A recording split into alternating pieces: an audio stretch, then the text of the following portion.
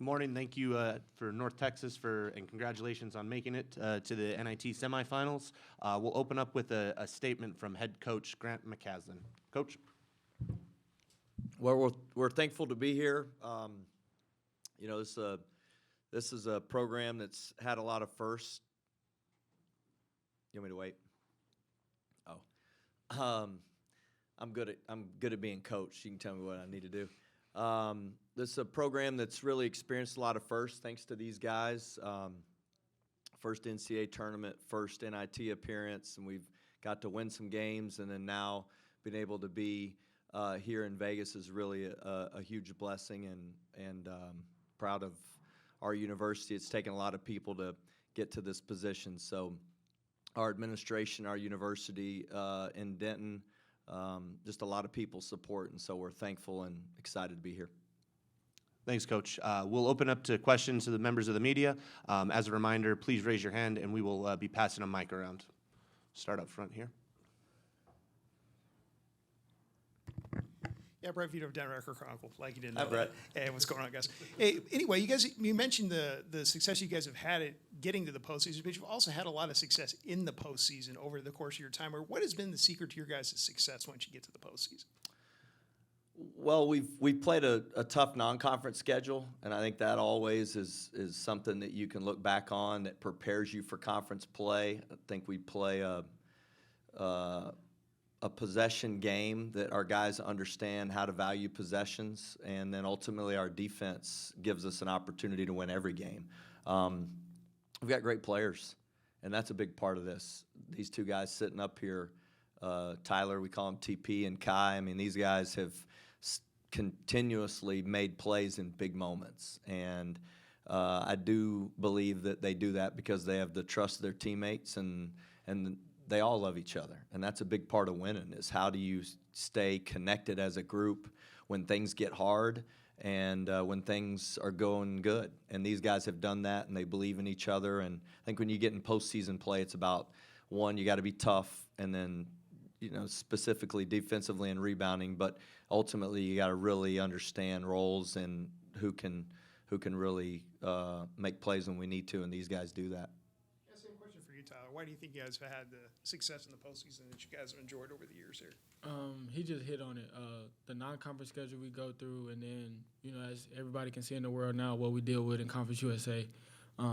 It's never easy night going through conference throughout the year, and it's prepared us for moments like this. I think every situation we've been in this postseason, we've been in during conference. And so when you got that type of experience, and when you got guys who come together like we have during these last couple of weeks, it's hard to lose at this point. And so we just got to continue to stay together, continue to be us, and like Coach said, continue to love each other, because at the end of the day, that's what matters at this point in the season.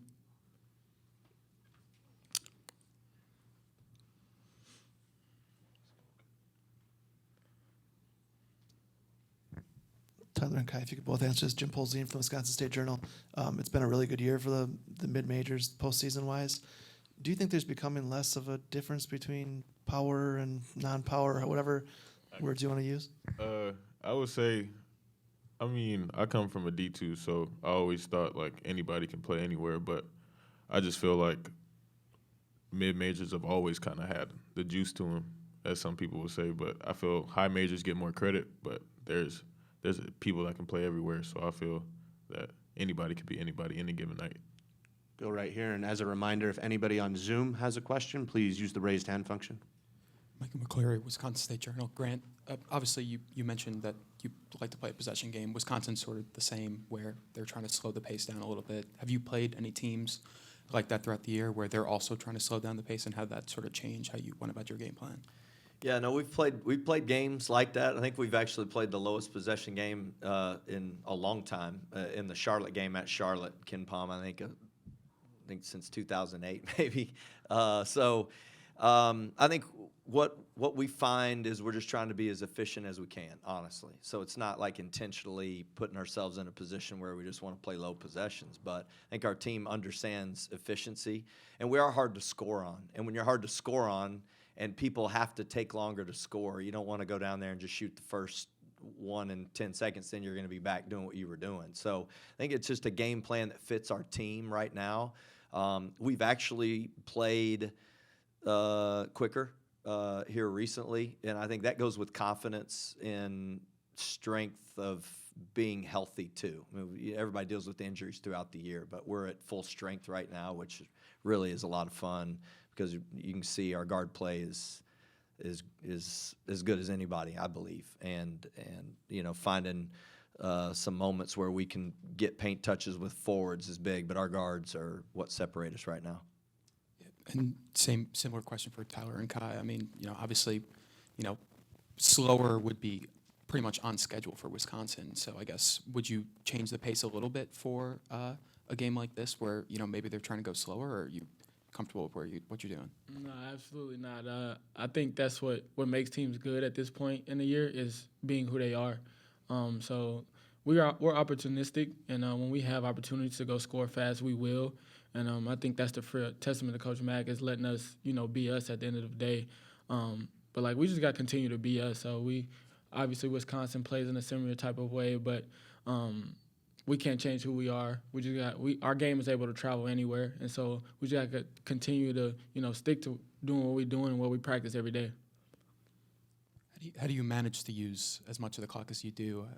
Kai, you could take this one. I mean, the Charlotte game specifically, I guess, did that feel unnatural at all? I would say no.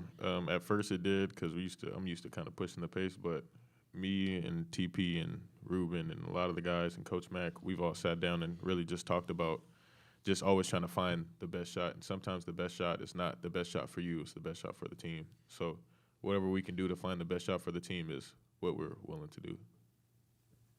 Grant, a little bit of a continuation of what I asked them. What do you make of this postseason just in terms of the level playing field or the seemingly level play field? Teams with experience, but not only experience, like older experience, but experience in your program, I think is huge. And you look at FAU, for example, in our league. UAB was picked to win our league, and they returned a lot of the talent from the previous year. But Dusty, the FAU, they returned everybody. I mean, there was nobody on that roster that plays that wasn't on their team. One guy didn't play because he was redshirting, but they played. Everybody was on that team, and we beat them at the end of the year in a pretty pivotal game to win the league, and they remembered it. So when we played FAU twice this year, and the second time we played them at their place, they came out with an edge to win that game like we had taken something from them. And that, I think you can't – that's hard – to develop in one season. And I think the teams that have some continuity, none of those guys left. They came back for a purpose, and their purpose was to win. And so when you have that kind of continuity, I don't care what level it is, and you see their talent, you see our talent, it just helps when you bring back a team. And that's what we were able to do when we beat Purdue. We had everybody back from a team that was a conference champion, and they didn't come back because they wanted to try to get in the NBA draft. Not that that wasn't important, but they came back because they wanted to win. And that group is the same way. So I think that's the leveling. It's like experience matters, but experience that's been together can really win games in our level. Any more questions for North Texas? Yeah, we'll go right here to the back. NIT Stu with the Barking Crow down in Austin. Coach, you won an NIT as an assistant at Baylor. How did that experience inform your approach to this tournament? Yeah, well, these guys will tell you, and glad you made it to Denton, by the way. Appreciate you making the trip up. These guys will tell you that the moment we unfortunately didn't win the conference tournament, I went in there and tried to turn the page as quick as I could and just told them, I love being with them. They love being with each other, and we're going to go win an NIT championship. And so that's a hard it's no fun. I mean, you walk into those locker rooms in those moments, and there's a severe amount of disappointment. But because of the experience that we had, and I know how much fun it was to do that, and when you get there, I just didn't want anything to linger. And everybody tells these guys that we're going to make the NCAA tournament. We know we were past the next group out. Even though we did have the best net of anybody that didn't make the tournament, and even though we had the best road record of anybody in the country and best neutral road besides University of Houston, just felt like our team was capable of winning a championship and wanted to make sure that they knew that we had a new plan that we needed to play for. So that was a part of it. And the year before, I didn't do that when we lost. And we played Virginia at home and lost at home, and that was different circumstances completely. Reuben Jones got hurt. Felt like that really hurt us. But I knew this team loved each other and just needed another opportunity and some time. And so tried to turn the page as quickly as possible. Nice. Tyler, this one's for you.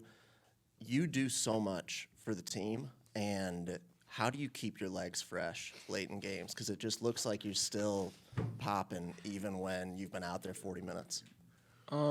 Well, I'm not excluded from anybody when it comes to playing hard for 40 minutes, and it gets told to me every time out, every practice, every drill. You know, if I want to be the best, I got to be the best every day, and you know, that's been preached to me since I stepped foot on campus. And another thing is, when you got Ross Hodge sitting on your bench, you better play defense or you won't be out there. So for me, it's from within, and then from what we do in the weight room, what we do, how hard we practice. It's a big shout out to Coach Wright all year for what, just like I said, what we do all year, every day on a day-to-day basis. It prepares you for moments like that, and you know, you can't get tired in those moments, and the best ones don't. And that's what Coach Mack is always telling me: the best ones don't get tired, they don't get rattled. And so, like, I've always just tried to take that and be level-headed no matter what happens in the game, no matter where I'm at in the game, and just continue to try to be me and you know, do what I can to help the team win. Nice. And Kai, how are the rims feeling here in Vegas? How you feeling about the shooting environment here in Orleans? We haven't got to shoot yet, but been putting in work before we got here, so the work will always prove itself. Thank y'all. Any other questions for Coach or the players? Coach, Kai, Tyler, thanks for being here. Welcome to Las Vegas. Good luck this week. Thank you. Go Mean Green. Question.